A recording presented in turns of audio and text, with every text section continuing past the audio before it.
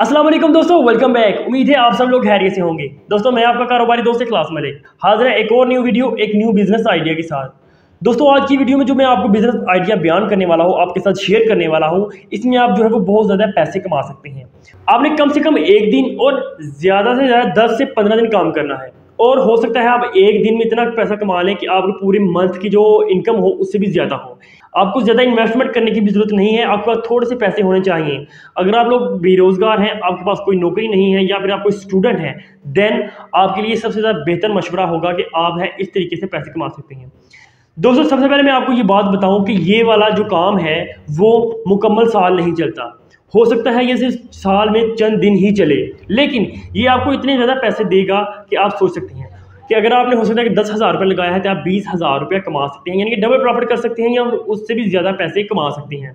इसलिए आपको चाहिए कि आप जो है वो इन मौक़ों से फ़ायदा उठाएं और पैसे अर्न करें। दोस्तों मैं वीडियो शुरू करता हूं टाइम ज़ाया किए बगैर कि पाकिस्तान में जो है वो तकरीबन जो त्यौहार हैं, जो सेमिनार्स होते हैं, चाहे वो इस्लामिक हैं या फिर एज ए क्रिश्चियन हैं, क्योंकि पाकिस्तान में दो किस्म के कैलेंडर जो है वो रन होते हैं। एक हिजरी जो कि इस्लामिक कैलेंडर है, और दूसरा क्रिश्चियन का कैलेंडर है जो कि हम जनवरी फरवरी के हिसाब से चलाते हैं, और एक जो है मुहर्रम सफ़र यानी कि इस्लामिक कैलेंडर है।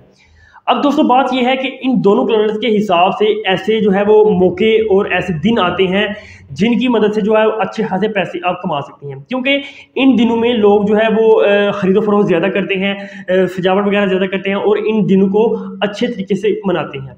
हमेशा याद रखें दोस्तों, अगर आप इससे पैसा कमाना चाहते हैं तो आपको उस सेमिनार से पहले उस चीज़ को बाय करना होगा और उस वक्त जो आपको सेल करना होगा। तो दोस्तों सबसे पहले शुरू करते हैं। सबसे पहले जो सेमिनार आता है वो है दोस्तों न्यू ईयर, जो कि एज ए क्रिश्चियन के तौर पर है, यानी कि जनवरी का जो न्यू ईयर है उसमें आप पैसे कमा सकते हैं। कि उस वक्त जो है वो लोग हर घर में पार्टीज वगैरह होती हैं, लोग उसको सेलिब्रेट करते हैं। दोस्तों इसके बाद बात आती है इस्लामी महीनों में, जो कि तीसरा महीना रबीउल अव्वल का है।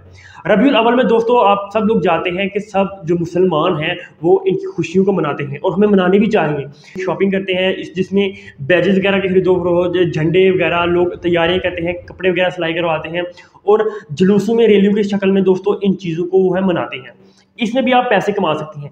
इसे आप करना क्या होगा कि आपको हमेशा कोई भी सेमिनार आने से पहले 10 से 15 दिन पहले जो है अपने पैसे से उन चीज़ों को बाय करना होगा और उनको सेल करना होगा। दोस्तों इसके बाद दोस्तों आ रहा है 14 अगस्त, जो कि पाकिस्तान का इंडिपेंडेंस डे है। इसके दौरान भी लोग जो है वो पैसे लगाते हैं, रैली निकालते हैं, झंडियाँ वगैरह लगाते हैं, बैजेस वगैरह लगाते हैं, कपड़े वगैरह सिलाई करवाते हैं। उसके अलावा और भी खुशियाँ मुख्तलिफ तरीकों से इसको सेलिब्रेट करते हैं। दोस्तों इसके बाद आते हैं दो त्यौहार जो कि ईदें हैं।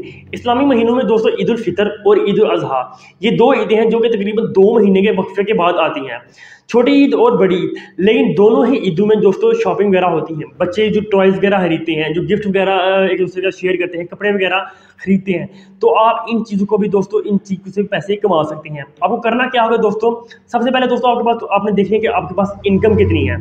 इनकम आपने एक एस्टिमेट लगा लेना है, और उसके बाद दोस्तों सबसे बड़ी बात आपने एक जगह का इंतखाब करना है। यानी कि अगर आप लोग दोस्तों किसी गांव में, किसी चौक में, किसी गली मोहल्ले में ये काम स्टार्ट करते हैं, तो आप जाहिर है उतने ही लोग आपके पास आएंगे जो कि वहाँ से गुजरेंगे। इसके अलावा आप किसी बड़े चौराहे में, शहर के अंदरूनी हिस्से में, या फिर किसी बाज़ार में अगर आप बैठते हैं तो वहाँ पर आपको जो है वो ज़्यादा इनकम हो सकती है। क्यों? क्योंकि वहाँ पर रुझान ज़्यादा होता है।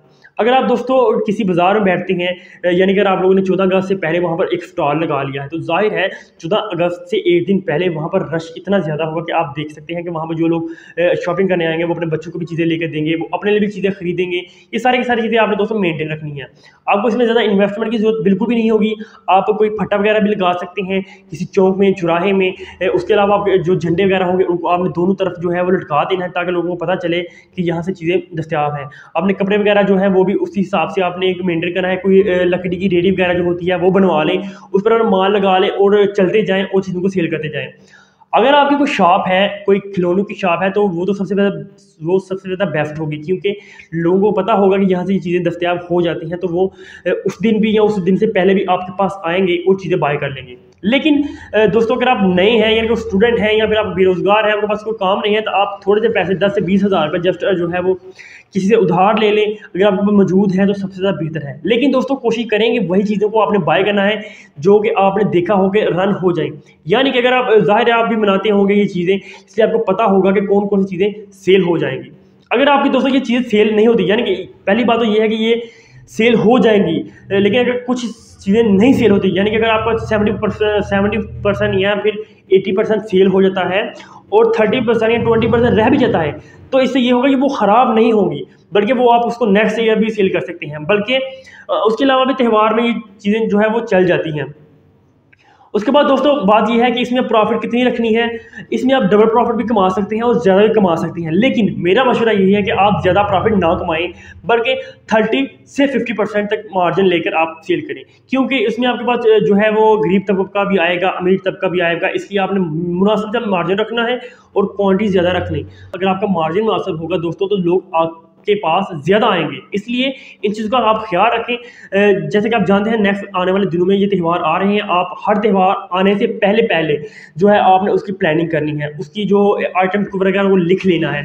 फिर लाहौर में जाएँ, होलसेल मार्केट में जाएँ, वहाँ से रेट का पता करें, 2-3 दुकानों से रेट मुनासिब लें और जो चीज़ें आपको लगे कि आपके मार्जिन में आती हैं और सेल हो जाएंगी उनको पिक कर लें और जाके स्टॉल लगा दें। इंशाल्लाह मेरी गारंटी है कि आप जो है वो इससे अच्छे खासे पैसे कमाएंगे।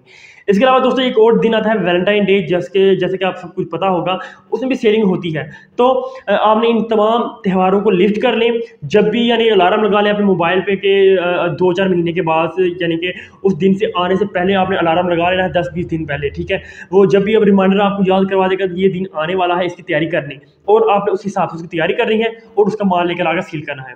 दोस्तों ये वीडियो बहुत ही अच्छी, इंशाल्लाह मेरी उम्मीद है आप लोगों को बहुत पसंद आई होगी, क्योंकि इससे आप अच्छे खासे पैसे कमा सकते हैं। तो आप दुकानदार हैं, नहीं दुकानदार है, बेरोजगार है, कुछ कमा रहे हैं, हर जगह से आप पैसे कमा सकते हैं और अर्निंग कर सकते हैं। दोस्तों आज की वीडियो यहीं तक थी। कोई भी सवाल हो आप हमसे पूछ सकते हैं, इंशाल्लाह हम उसका जवाब देंगे। नेक्स्ट वीडियो के लिए अल्लाह हाफिज़।